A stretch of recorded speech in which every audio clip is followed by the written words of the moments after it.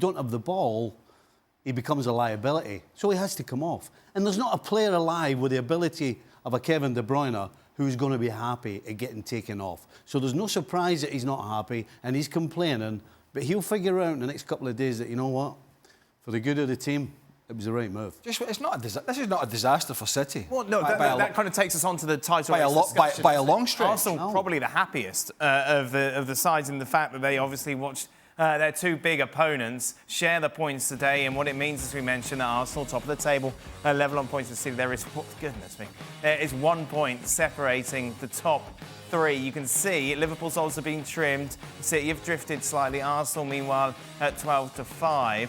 City remain favourites. What do we learn about the title race today, Robbo?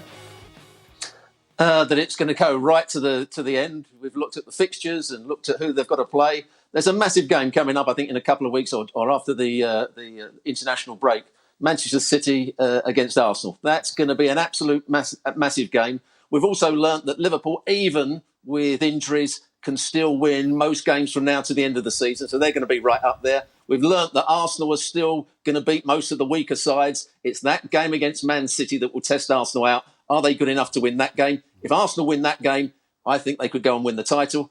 But it's going to be very, very tight. I think both these sides today, I think it's a good result for Man City, because if they go and beat Arsenal, they could get to the top. But it's also a decent result for Liverpool not to lose when you've got a slightly weakened side. Well, Arsenal did beat Man City at home and Liverpool at home. I think drew away at Liverpool. Yes. Yep. So they've been competitive against the big boys.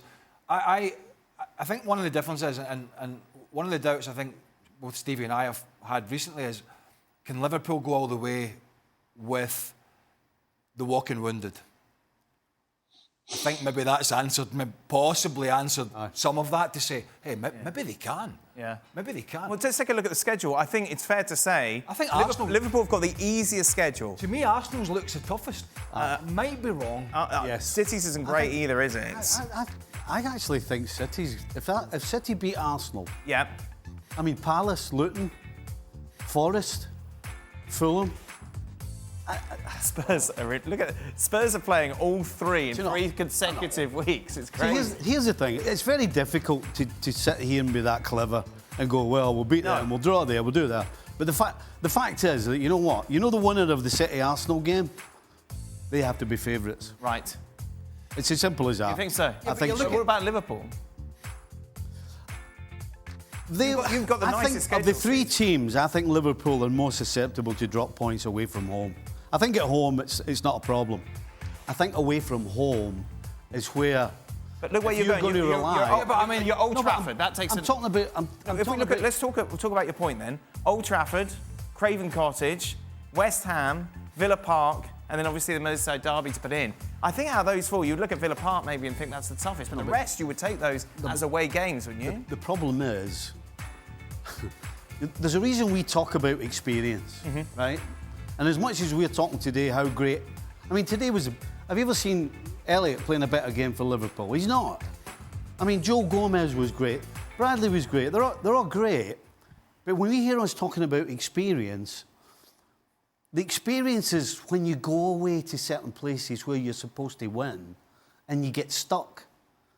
And generally, it's because... Or if you've got so many young guys that don't have the experience of... Every single time they step on the field, the level is there. It's okay to play Man City at Anfield. Well, it's not easy, but it's okay to be up there against Man City when there's 60,000 people at Anfield and the veins are busting out your neck, the adrenaline's got the whole thing. When you're away from home, it's a different ball game. And so if they end up with 4 and 5 of the so-called squad players playing every time they go away from home, that's where the problem is. Not at home, it's away from home. Looking at these games, it's tough because, you know, you look at Liverpool last week. You know, the Forest game. The Forest game, a controversial late goal. Nunez, how controversial it was, whatever. It was a drop ball, blah, blah, blah. Late goal. You'd have thought Forest struggling, 3-4-0. You look at Arsenal yesterday at home, Brentford, having a tough season, down near the relegation. You think, right, that's at home, that's 4 or 5. It doesn't always work out that way. So, who knows? Ake and Ederson, bad mistake. We're talking about mistakes under pressure. We don't know what these numpties in black are going to do either, these referees. We saw that decision at the end that wasn't given today. We saw the drop ball last week at Nottingham Forest. How much it affected the goal, that's a different point. But dropping it to the wrong player. So anything can happen. But I think the difference for me is last year it was City and Arsenal, right? And as good as Arsenal were last year, and they got injuries at the end to Saliba and I think Partey and one or two others were struggling, and they were tired because they had a smaller squad and they'd played a lot of games. But I don't think, honestly, they believed, Dan, that they were going to go all the way with City. Do you think that's changed now? I do, and I think it's changed for Liverpool too. Right. So I think we have 3 teams, one of which we know believes can win it because they've done it, they've been there, they got the T-shirt, won the treble last year. But I think the other 2 believe that they can go all the way. Yeah. And I think mentally, they might not. Something might happen. But I think there is a belief, and you saw that in Liverpool today. Yep. Arsenal have taken City on, Arsenal have taken Liverpool on, Liverpool have taken City on. Nobody's taken a backward step thus far. And I think there's a great belief amongst the other 2 that City are gettable this year. Whether they do or not, I don't know. How does this finish? What order, Robbo? I'm going to go for... I'm going to go for Arsenal to win it. I'm going to go for Man City to be second, and I'm going to go for Liverpool to be third. But it's all going to be very tight by a point each way, I think. He's trying to get his ban lifted. He's trying to get his ban lifted at the Emirates. Hey, I tell you, it's brilliant for us, though, isn't it? It's fantastic.